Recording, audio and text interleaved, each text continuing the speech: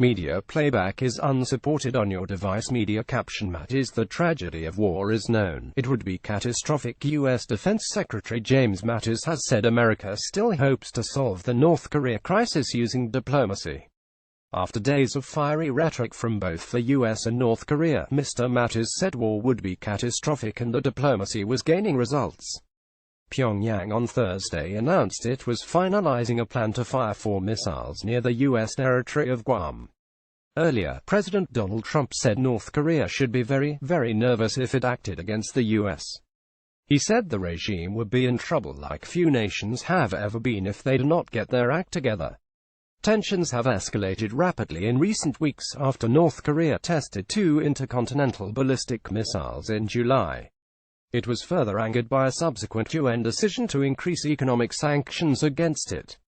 Media playback is unsupported on your device. Media caption: Guam beachgoers unfazed by North Korea threats. North Korea has said it will finalize a plan in days to fire medium to long-range rockets towards Guam, the small Pacific island where U.S. strategic bombers are based, along with more than 160,000 U.S. citizens.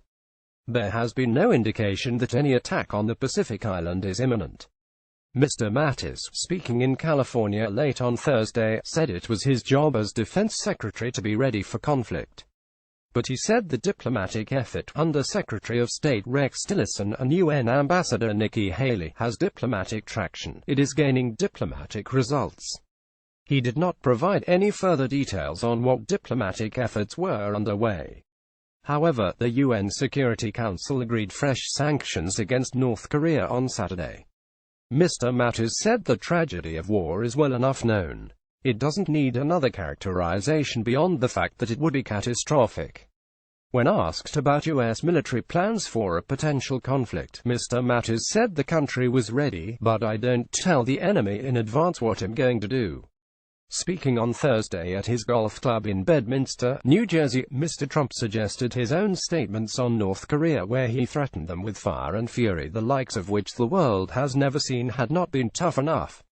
Media playback is unsupported on your device. Media caption: Trump says his earlier warning to North Korea wasn't tough enough. He also railed against previous U.S. administrations for being too weak on North Korea and again chided the North's closest ally, China, saying it could do a lot more. He said, "I will tell you this, if North Korea does anything in terms of even thinking about attack of anybody that we love or we represent or our allies or us, they can be very, very nervous. He'll tell you why, because things will happen to them like they never thought possible. I will tell you this, North Korea better get their act together if they're gonna be in trouble like few nations have ever been." Media playback is unsupported on your device. Media caption: The BBC's Robin Brandt asks those in the South Korean capital, Seoul, "Are you scared?" However, he added that the US would always consider negotiations. China's state-run Global Times newspaper, often dubbed a Communist Party mouthpiece, wrote that China should stay neutral if North Korea launches an attack that threatens the US, but it also said that if the US and South Korea attack North Korea with the intention of forcing regime change, then China must intervene to prevent it. Meanwhile, Australian Prime Minister Malcolm Turnbull said his nation would be prepared to join a conflict against North Korea if the United States came under attack. Australia would honor its commitment under the 1951 ANZUS Treaty, he said, as America will come to our aid if we were attacked. What is the ANZUS Treaty? It is a security agreement signed by Australia, New Zealand and the US in 1951.